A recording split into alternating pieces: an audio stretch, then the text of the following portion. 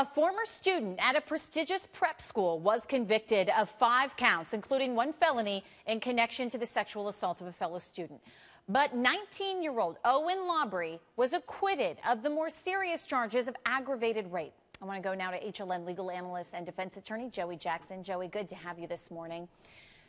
You know, I think a lot of people confused here because Laubrie was convicted on 3 lesser charges of misdemeanor sexual assault, but some may say rape is rape. So what's different about the aggravated sexual assault charges that the jury found him not guilty on?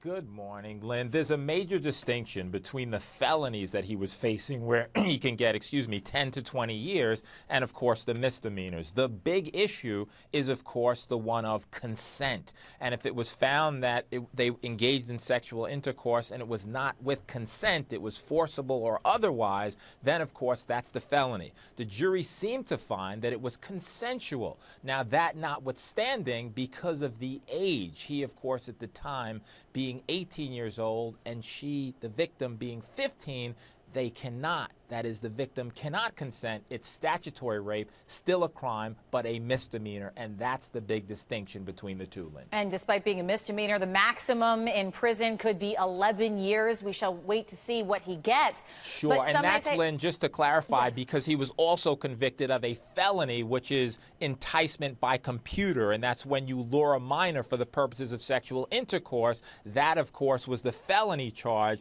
and that carries up to 7 years. And if you add that with the 4 other misdemeanors he was convicted of, endangering the welfare, and the 3 related to sexual abuse and misconduct, that gets you to the 11 years. And do you see it possible that he get the maximum when you consider this being sort of no prior record? We oftentimes see those maximums not being reached. You know, I do not think he'll get the maximum. And I also think, Lynn, that the defense will attack on appeal the issue of the felony, and that is the enticement by computer charge. That's the one carrying 3.5 to 7. And the argument will go briefly like this. That is generally used for when you have predators using the internet and emails to lure minors who they don't know into sexual encounters. The defense will argue in this case they're both known to each other and they were engaging in banter that was consensual banter, at least, over the internet and emails, and so it was not intended, the defense will say, to really deal with people like him who are teenagers communicating.